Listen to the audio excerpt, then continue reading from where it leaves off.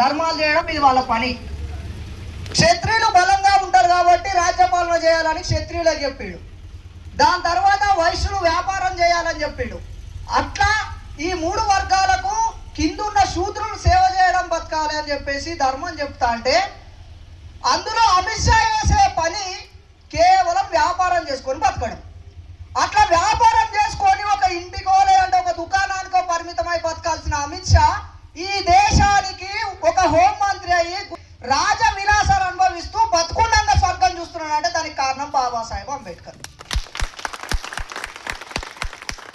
సచ్చిన తర్వాత 7 జన్మల స్వర్గం వస్తుందో రాదో మా పక్కన పెట్టుర్రి, బతికుండగానే స్వర్గం చూపెట్టిన వ్యక్తి బాబాసాహెబ్ అంబేద్కర్. ఈ విషయాన్ని మనం గుర్తుంచుకోవాలి. అట్లనే ఈరోజు ఈ దేశంలో ఎక్కువగా మహనీయుల కోసం ఆలోచిస్తున్నాము అని అంటే, ఇప్పుడు మనకు అంబేద్కర్ తెలుసు. అంబేద్కర్ కంటే ముందుగా ఈ సమాజాన్ని మార్చడానికి ప్రయత్నించిన బహుజన మహనీయ దంపతులు సావిత్రిబాయి పూలే, జ్యోతిరావు పూలే.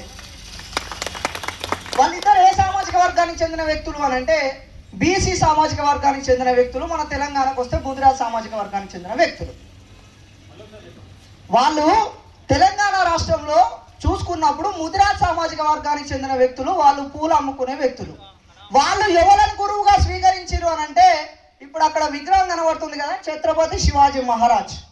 ఆయనను ఈ దేశంలో ఉన్న పాలక వర్గాలు ఆయన రాజ్యంలో కుట్ర చేసి చంపిన తర్వాత ఆయన అస్తిత్వాన్ని, ఆయన శవాన్ని కూడా దొరకకుంటే మహారాష్ట్రలో రాయగఢ్ కోటలో ఛత్రపతి శివాజీ మహారాజు ఆనవాళ్లను వెతికి ముళ్ళకంచెలో తప్పిపోయిన ఛత్రపతి శివాజీ సమాధిని వెలికి తీసి ఈయన మా తాత అని ప్రకటించిన వ్యక్తి మహాత్మా జ్యోతిరావు పూలే.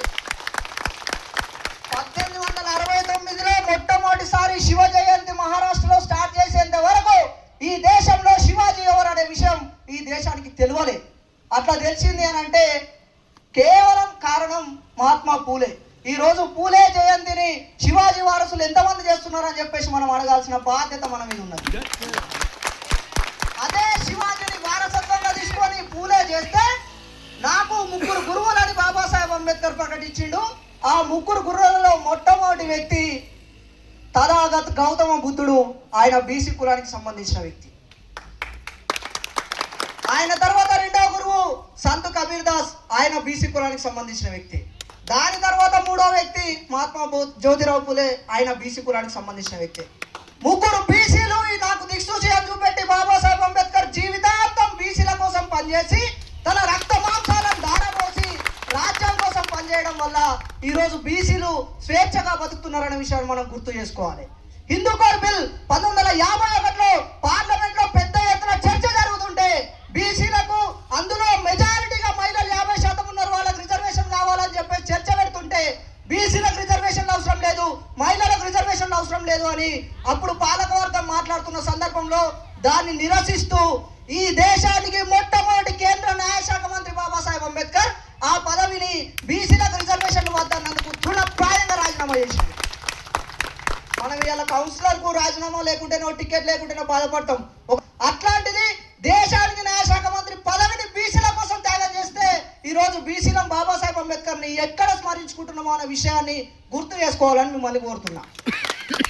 ఇంతకుముందు మాట్లాడిండ్రు, చాలా అద్భుతంగా చెప్పారు తెలంగాణ రాష్ట్రానికి ఒక్క బీసీ ముఖ్యమంత్రి కాలేరు అని. నిజమే, తెలంగాణ రాష్ట్రానికి బీసీ ముఖ్యమంత్రి కాలేరు, దేశానికి నరేంద్ర మోడీ బీసీ అని చెప్తున్నారు. కానీ నరేంద్ర మోడీ కంటే ముందు ఉన్న ఎన్ని కులాల వ్యక్తులు ఈ దేశానికి బీసీలు ప్రధానమంత్రి అయిన విషయాన్ని గుర్తు చేసుకోవాలి.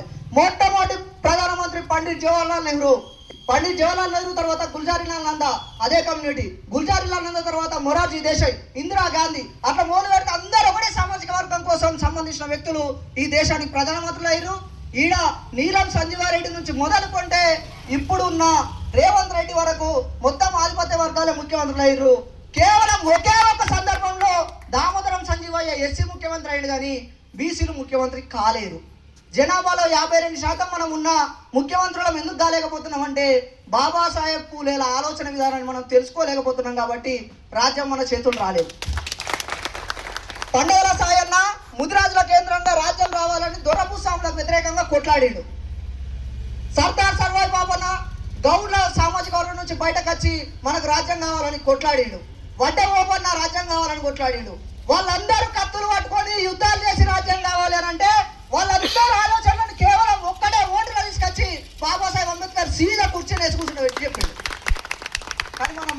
మనకు వేసుకోకుండా ఆధిపత్య వర్గాలు మనకిస్తున్న టాస్క్లలో మనం బలైపోతున్నాం.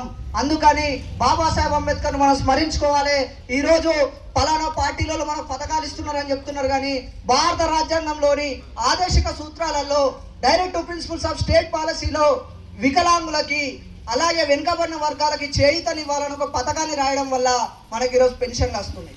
అట్లనే ఆర్టికల్ 21A 6 నుంచి 14 సంవత్సరాల పిల్లలందరికీ ఉచిత నిర్బంధ విద్యను ఇవ్వాలని చెప్తే ఇంటికాడ ఆడుకునే పోరగాళ్ళని తీసుకొని పోయి బల్లె కూర్చోబెట్టి సార్లకు జీతాలు ఇచ్చి చదువు నేర్పిస్తుంది భారత రాజ్యాంగం. అయినా మనకు హక్కులు కావాలని చెప్పేసి చదువుకోవాలని చెప్పి గొప్ప స్థాయిలో ఉంచాలని కోరుకుంటే ఈరోజు మనం రిజర్వేషన్లను వాడుకుంటున్న వాళ్ళం ఎటుపోతున్నాం అనే విషయాన్ని గుర్తు చేసుకుంటూ ఈ మధ్యలో పెద్ద ఎత్తున దళిత క్రిస్టియన్ల గురించి చర్చ నడుస్తూ ఉంది. క్రిస్టియన్లు ఎవరైతే దళితుల్లో ఉన్నారో వాళ్ళు బీసీసీలకు పోవాలని చెప్పేసి ఒక చర్చ నడుస్తూ ఉంటే ఈ దేశంలో అనేక రకాల కుట్రలు దళితుల మీద జరుగుతూనే ఉన్నాయి. ఇందులో ఇది కూడా ఒక కుట్ర.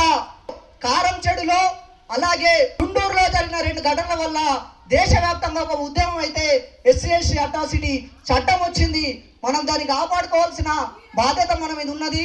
కేజీ బాలకృష్ణన్ కమిషన్ 2024లో రిపోర్ట్ రావాల్సి ఉంటే ఇప్పటివరకు ఆ రిపోర్ట్ రాలేదు. కేజీ బాలకృష్ణన్ రిపోర్ట్ వచ్చిన తర్వాతనే ఆ జడ్జిమెంట్ ఫైనల్ అయితే తప్ప మన జాతిని మనం చైతన్యం చేసుకుంటూ బాబాసాహెబ్ పూలేల బాటలో మనం నడవాలని కోరుకుంటూ మాకు ఈరోజు విజయవాడలో వేరే కార్యక్రమం ఉంటే వెళ్తున్నప్పుడు శ్యామన్న అన్న మా అమ్మమ్మలో గొల్లికుంటా అక్కడికి వెళ్ళి మనకు తెలిసిన విషయాలు చెప్పేద్దామని చెప్పేసి చెప్పడం వల్ల నేను మార్గ మధ్యలో ఈ కార్యక్రమానికి వచ్చాను. కాబట్టి నాకు ఈ అవకాశం ఇచ్చిన అన్న వాళ్ళకి అలాగే మీ అందరికీ ధన్యవాదాలు తెలియజేస్తూ ముగిస్తున్నా. జై భీమ్.